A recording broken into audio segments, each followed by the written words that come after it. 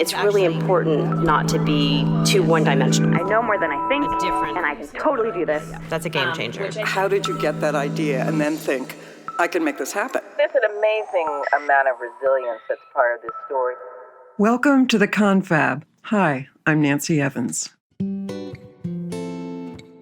We took a poll over at the Confab podcast on Instagram, and over 90% of our Confabbers know the ubiquitous yellow bottle of Bragg apple cider vinegar. But here's the thing.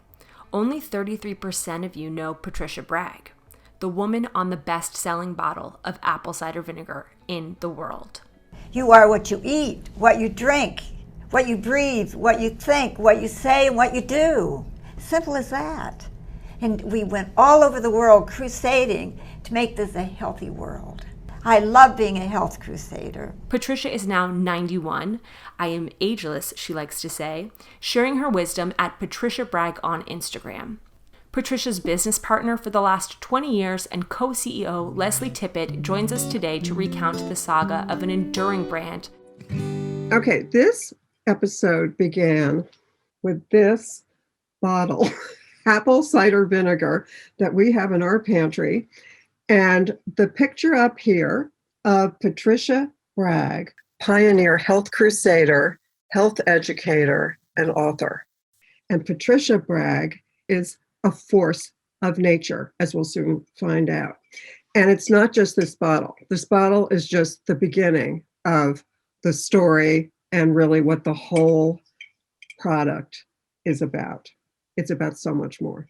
Okay, so we're welcoming Lesley Tippitt, and Lesley has been Patricia's pal, co-CEO, co-everything for, what'd you say, over 20 years? 21 years this year, yes. 21 years. Wow. Okay, so how did you get into the Bragg universe? How did you met Patricia? What happened? I moved to Santa Barbara with my now husband, who was my fiance back then. And I had my own business in advertising as an agent and a producer for 20 years before that. But when I got to Santa Barbara, I thought I might change gears for a little while and just start a new life. So I was looking back then when you went to a coffee shop and looked in the newspaper to see if there was any kind of positions available. We found an ad that just said part-time help wanted.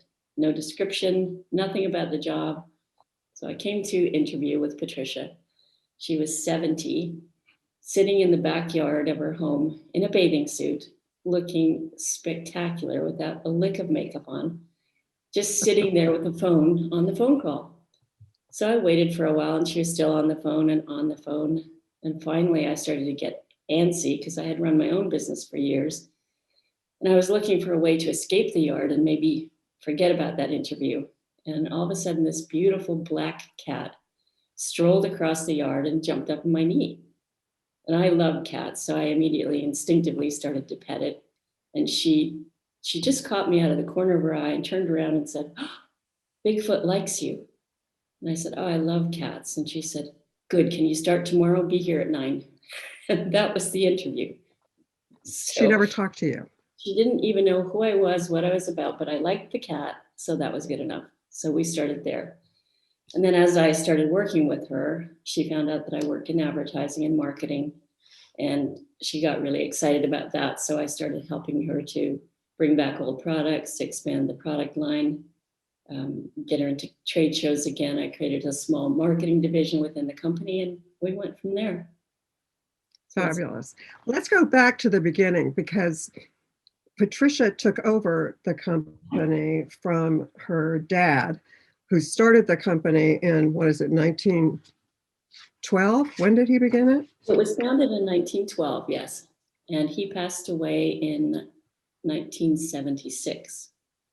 So she started to run the company in 1976 on her own, but she had been running it with Paul for many, many years, since, probably in her early 20s.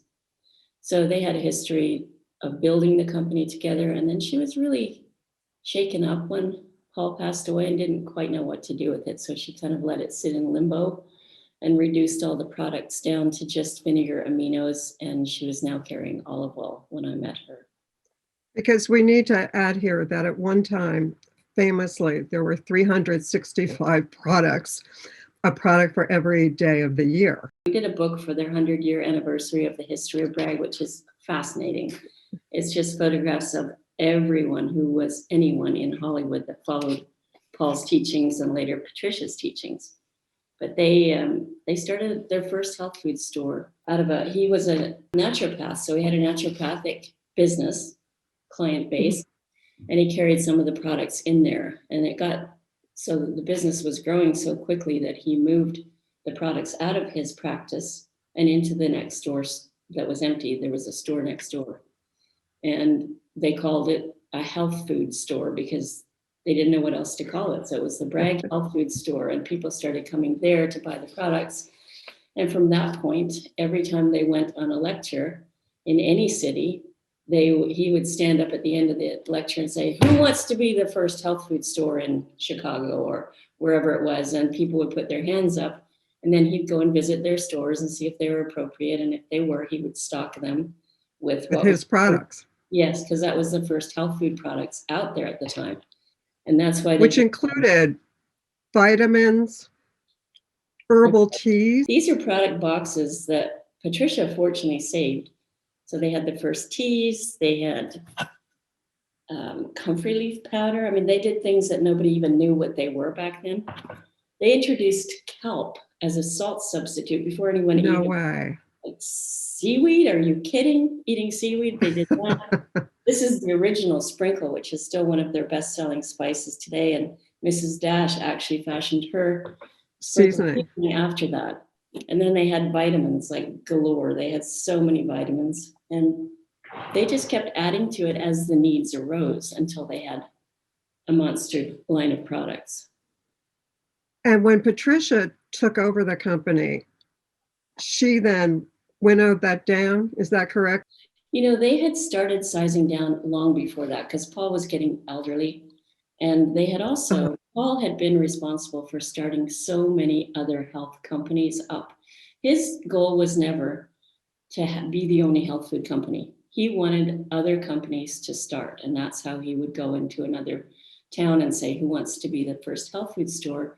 He was in contact with people that later became massive health food companies like GNC.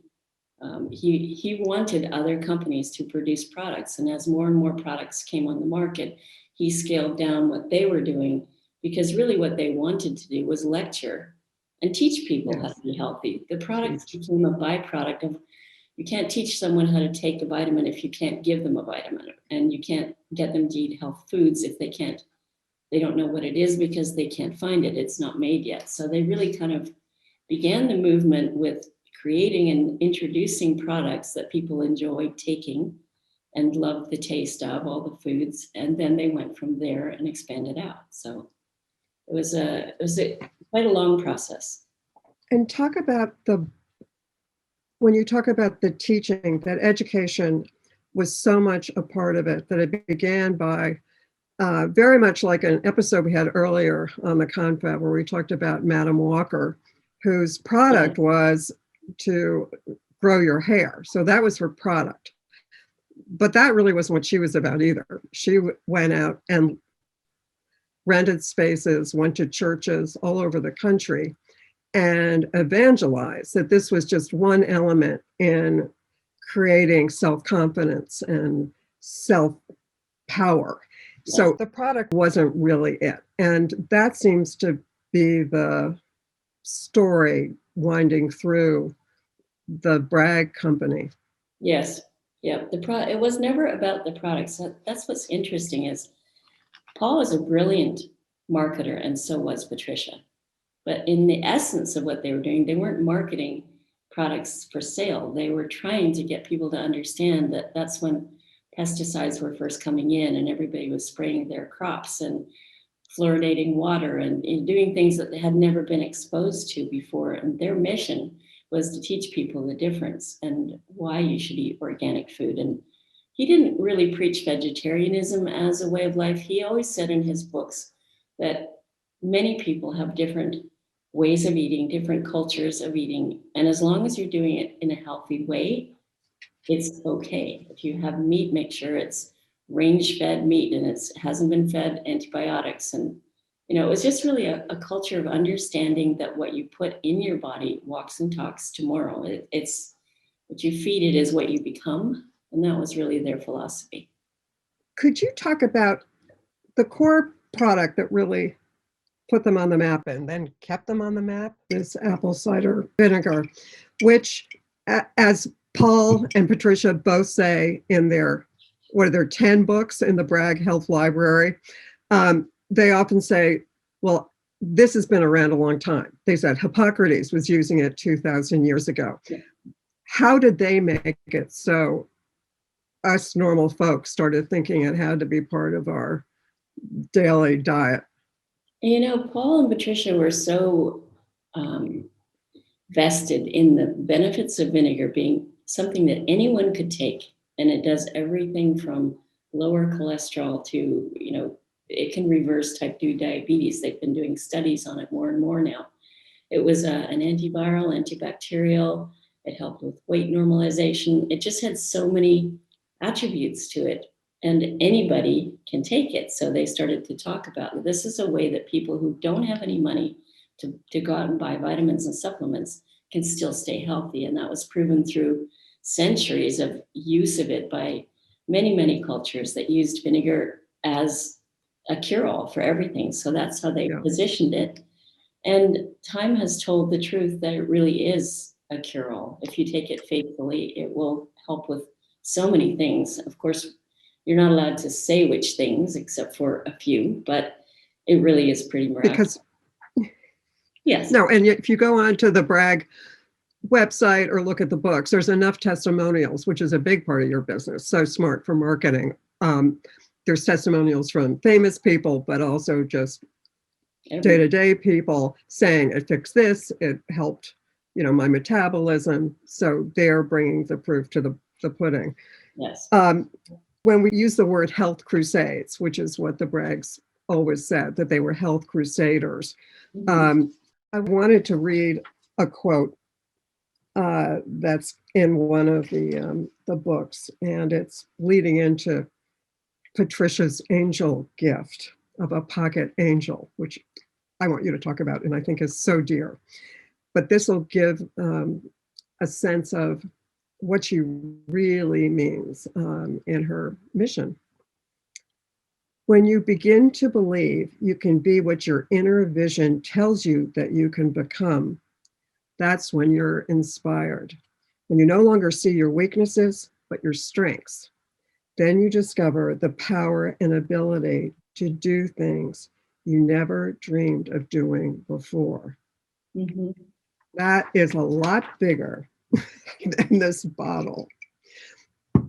Yes. I mean, and she talk about this Patricia's angel gift. That's the way it's described in this book. And then it says, carry this pocket angel with you, which is really this thought. And carry it with you every day. And miraculous things will happen. And I think metaphorically, she means that inner spirit. Like, I actually have a pocket angel that I have in my purse, and I never go anywhere without it. And I think if you believe enough in that you have that strength and power with you, you manifest it. And that was her whole teaching since she took over the company, has been to reach into people and bring out what's good, not just about health, but believe in yourself. Go out and whatever your vision is, go out and make it happen. Take that with you. Like, I need to tell everyone, the reason I'm wearing this wild pink shirt is because Patricia really, again, smart marketer, she loved pink. She made it her signature color. She always wears it. I mean, every picture you see her. And she also is always wearing, which I would have worn, except my earphones prevent it, a hat. She wears big cowboy hats, usually pink, with flowers all over them. And so it's her signature look. So I tried to find out, where did the hat come from? And it says she's petite, 4'10". She's under 5 feet. And this is a description from an article from 2008. And it says, Patricia Bragg blows into a room more like a tent revival preacher spreading the gospel than the chief executive of a multi-million-dollar wellness company, famous for its celebrity clientele and worldwide health crusades. Within minutes of arriving in the conference room, she announces that her favorite color is pink and that she always wears a hat because actor Jack Lord, she says, from Hawaii Five-0, famous TV show, once told her, "Patricia, you may be only 5 feet tall, but if you wear a hat, you'll be 6 feet tall." That indeed is her philosophy. It makes her feel tall. She always tells a cute story that her dad used to say, "The longer you know Patricia, the taller she gets." I love that one. It's terrific. And now, can you tell me about her relationship with Katy Perry? I saw a video online, and it was Patricia's 90th birthday, perhaps. Mm-hmm. And Katy Perry is there with Patricia, the two of them having a great time together. And could you talk about that relationship, how it started and where it's led? Katie's parents, Mary and Keith Hudson, were pastors. And Patricia ended up probably 35 or more years ago, meeting them and starting to go to their church. So she became friends with Katie's mom and dad, still is friends with Katie's mom and dad. And when Katie was just a little girl, they didn't have much of a relationship as far as a child and a grandparent age relationship. But she was around Katie's parents so much that she took a liking to her and started to want to support her singing career. So when Katie was about 13 or 14, Patricia bought her first guitar and said that she wanted her to bring music to the world. And she was just starting to sing then. And she also bought her a pink pillow that said rock star, which Katie still has today. It was prophetic. Of course it was pink. Yes, it was pink. It was pink. Uh-huh. But that was prophetic as far as the relationship beginning between Katie and Patricia on a separate level than just the parents. So that day that you saw the video was the 90th birthday, which was pretty momentous. And it was also the year that Katie and Orlando bought into the company as investors. So what happened is that Katie and Orlando, along with an investment group, recently bought Bragg so that it can grow in the 21st century, which is remarkable. We must underline this, to have a brand that began in 1912 and still is holding iconic status. Yes, there's not that over 100 years later. Yeah, there's not that many of those beautiful old companies left, like Bob's Red Mill, Bragg. They started way back and they're still as strong, if not stronger, than their original beginnings, which is pretty amazing. And I think Katie and Orlando and the investment group that bought it will do a fantastic job. They're adding new products. They're enthused about what Bragg started, and they want to continue with that growth and spreading the word. Part of that heritage, which I just need to remark upon and hope you'll expand upon, the books. The books have a look and feel that harkens back to like Ben Franklin's Poor Richard's Almanac. It's got quotes from great thinkers, from the Bible, aphorisms from Paul and Patricia, pictures, little illustrations, different typefaces. It's a very American way of messaging information. They're like the good old-fashioned pamphlets, which began in this country to spread the word about, whether it was spreading the word about creating this country and democracy, and later spreading the word about miracle cures. It's so rooted in that tradition. Yes, I would liken it to the old age social media. That's how they spread their word. They wrote it in a book, and if you read the book, you got the information. There was no internet. There wasn't any other way to do it except lectures and physical written word. I was actually going to show you this. They used to put out a publication called The Health Builder, and it was a mail out. Yeah. They did this faithfully. They had a following that followed this mail out, and they, their whole thing always was getting information out, which now we do on the internet. But their marketing techniques were brilliant because nothing went untouched. Everything was out there, either in the book or in the pamphlet or on there. They had a TV show called Health and Happiness. On their packaging. I mean, nothing. I mean, there are books being sold on this. I mean, I can send in right now and get a book. I mean, which is, again, Ben Franklin, by the way, did Poor Richard's Almanac to advertise his printing business. I mean, he didn't do anything without marketing. So again, it's very, very Bragg-esque. And one thing that I love that Patricia says, and which you mentioned earlier, is that what you eat and drink today walks and talks tomorrow. Well, it makes sense. I mean, if you look at the obesity rate in America right now, it's astronomical. It's more than 45% of people are considered obese, not just overweight, but obese. And that's directly related to the fast food industry, what they eat. And people are so busy, not everyone has time to run home at night and make a healthy dinner. So you put something in the microwave, or you order out, or you get a pizza, or you go to a drive-through and eat a burger. That's the way people have become conditioned to eat due to lifestyle stress. And it's also addictive. That kind of food, especially high carbohydrate, sugar, salt food, is addictive. Not just like it tastes good, I want it. It becomes an addiction, and then healthy food doesn't taste good. So, the struggle that people have is most people just do not have time to make a fresh meal from scratch every day. And so processed food has become the mode of eating, and processed food is full of GMOs and oils that are not good for you, with trans fats, canola oils, all kinds of things and soybean oil is one of the worst things, because 95%, if not more, soybean oil and soy product is GMO. So people are just struggling with this. They don't understand why they can't lose weight. They don't understand why they don't feel good, or they're not healthy. There's more and more young people dying of heart attacks, and it's directly related to food. And people are finally starting to get the old adage, let food be thy medicine. I mean, food really is. That's why if you go back and look at an old movie, or the Lawrence Welk show, all the people that were dancing and singing, there wasn't an overweight person among them. They were all pencil thin. And I'm sure they didn't diet. It was just the way they ate.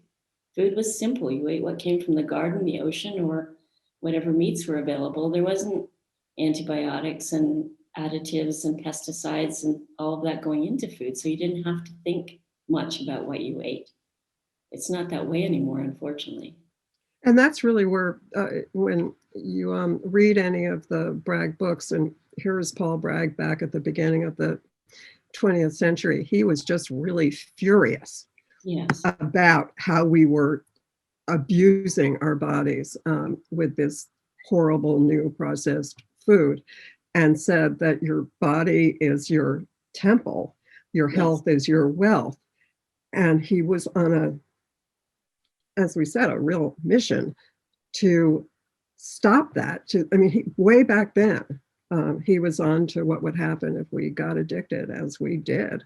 Can you tell us a little bit about Patricia and what characteristics of hers that our audience, it's full of women who are starting companies and want to move mountains, what Patricia has that has allowed her to carry on this movement and this message, and to never tire of it. I mean, she was out there every day, as well, better than anyone. Every day. As she always says, I live it, breathe it, and do it. And that really is her. I used to travel a lot with Patricia when we were going down to the Natural Product Expo every year. So we shared a room. And honestly, there were nights where I would wake up at 2 a.m. and I'd see a little light on her side of the room. And I'd hear like shuffling papers. And I'd sit up and look at her. And at 2 a.m, she would be putting together stuffers to give out at the show the next day. She just never stopped. We called her the hummingbird because she was just nonstop, and she loved her business. It was 7 days a week. It was never a job for her. Mm-hmm. And it was hard for her to retire out of it. But when she became 88, 89 and started thinking about she wanted to be back out there instead of handling the food business, being back out there with people, which is really what her love is, to be with people and share her message. And we said, well, you better do it now because people need this message more than ever now. They're confused. There's keto diets, Mediterranean diets, Atkins diets, paleo diets. Everybody's trying to get healthy, but the glut of information out there is so overwhelming that people are now, even millennials, are now coming back to the simplicity of what the Bragg teachings were. It's not complex. Get some exercise. Make sure you're mindful of what you put in your body. Do it organic at all possible times, and make sure you don't eat processed junk and fill yourself with sugar and salt. That was really the basics of the whole empire of Bragg. Was that simple. And people are just starting to get back to that now. And what's really interesting is with redoing the book company now and re-establishing that, Paul's books way back when, these books, some of them are from the 60s, some are from the 50s, and then Patricia and Paul started later working on them together. This one is going to be a particularly mindful and really relevant one right now. The Nerve Force book is about how your mind-body connection reacts to stress and what stress can do to your physical health as well as your mental health. These books, if you go through them now, even though they're 50, 60 years old, are still exactly what the current teachings are. Like, people are just getting it. We'll have a new book out that'll say crudiferous vegetables can help stop cancer. Paul has it in a book in the 1960s.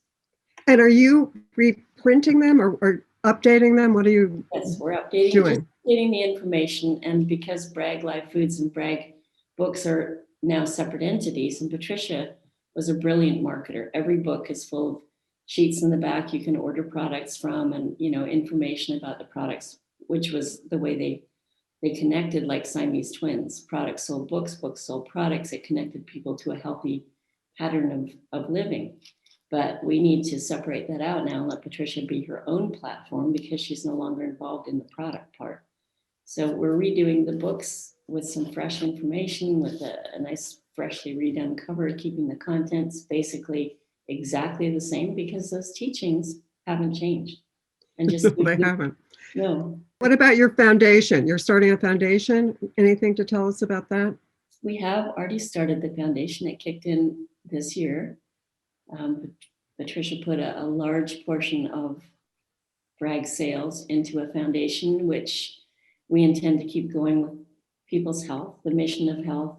How do we help the earth, the environment, animals, people? How do we support the situation with COVID-19 has so many causes now that used to just people would donate money to and they would exist, like our local Unity shop here that feeds families that are out of work or families that are having a hard time. They almost went under last year because of lack of donations, because the economy is upside down. So our mission going forward is to keep the word alive that Bragg's always taught: live simple, live healthy, but also to help the things that were closest to Patricia and Paul. Keep the environment clean. Don't litter the oceans with plastic bottles. Don't waste the resources that we have. Take care of Earth and take care of yourself, people, and animals. So it's going to be a really, really fun and heartfelt outreach. And we're looking forward to starting that in the first quarter. We'll be doing our first grants. So congratulations. And I'm going to keep wearing this pink for a while now to get my spirit going and keep me focused on the kinds of things. I printed out a whole list of like 10 things I can do from one of the books, which also included get enough sleep and sunshine. yes. Go out and get some sunshine, which is free. Yeah, it's free. Free and basic. Yeah. Well, thank you, Lesley, so much for joining us today, and congratulations to you and Patricia for keeping the flame alive and now on your new ventures. And even more important, to keep it alive.